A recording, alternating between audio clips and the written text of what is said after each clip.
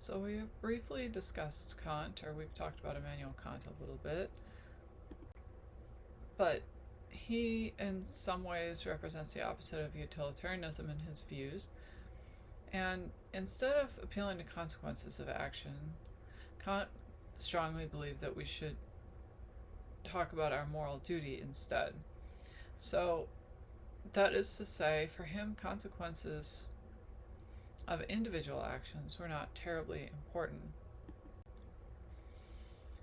But let's get to that in a second. So Kant first started with the idea of the goodwill, and that's to say that rational creatures have this thing called the goodwill, which is their desire to abide by the moral law. So anything we might want is not worth giving up if we have to give up our moral convictions. So the idea that we're rational creatures who want to be moral and to be good people is the most important thing to our moral development, is being humans, that's what we want to do. We want to be a good person, and we want to have this thing called goodwill. So the obligation to do good for Kant is what he calls a categorical imperative, and this is an important concept for him. So he starts out by talking about contrasting it with a hypothetical imperative. So something is hypothetically imperative if it depends on the circumstances or desire of the actor. So if you want to get good grades, then you should go to class. It's a hypothetical imperative, because if you don't really care about your grade, then you don't really need to go to class. So it's assuming a situation, a hypothetical, that would make you want a certain goal. If you want that thing, then you should do something to make it come about. So he wants to contrast that with a categorical imperative, which is something that is just required to us because of our status as moral agents, rational moral agents. So for rational moral agents, these things are categorically imperative, so that means that they must be done no matter what we might want or think we want aside from that. So it's not required of creatures that aren't rational, such as animals and small children, and whatever other things that he doesn't count as rational. But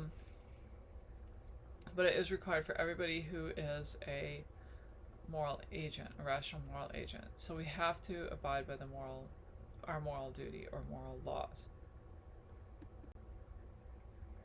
He does have a formula for how we're supposed to figure out what our duty is. And, well, there are actually two, but this is the first version. So the first version is to act only according to that maxim by which you can at the same time will that should become universal law. So this means a number of different things. We can have to remind ourselves. So 4 was, could you rationally will everybody to act on this rule? It wouldn't really be rational if everyone follows it. If you think about it for a second, you can see what it means, that it can't direct all people, a lying promise, because it simply wouldn't work. So let's see why. So simply saying something false isn't necessarily a lie. Remember, a lie is saying something you know isn't true with the intention of tricking somebody else into having a false belief. So why is it contradictory? Or why couldn't everyone follow the rule to do this? If everyone lied whenever it benefited them, the entire system of communication would break down. Because we have to have some kind of trust that the other person is telling the truth in order to even have communication.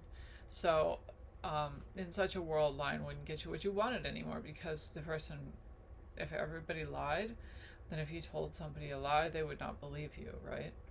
Because the only reason we believe people when they lie to us is because people generally don't.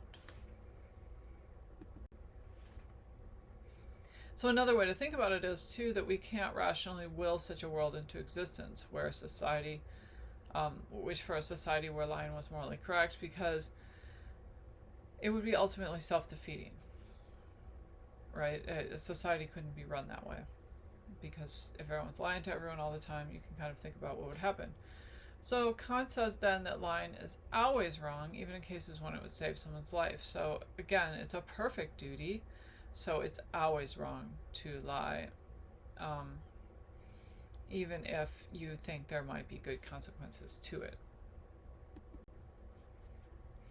Another example Kant talks about is suicide. He gives essentially the same argument against committing suicide to avoid future unhappiness. Clearly, as a rule, this falls under 3, because if everybody did that, there would be no people left in the world, because presumably everybody knows there's going to be future unhappiness for them. So for Kant, not committing suicide, at least in this kind of instance for this reason, is a perfect duty. So it's something you should never do. Again, because you can't rationally or will it for everybody to do it, because it would entail a contradiction. So here's an example of something that ends up not being a perfect duty for Kant: the maxim of refusing to help others in pursuit of their projects. There's no inherent contradiction in this idea that we should not help people in their future projects. It is conceivable, though it might be strange, to imagine a world in which no one helped anyone else. There isn't a contradiction here, really.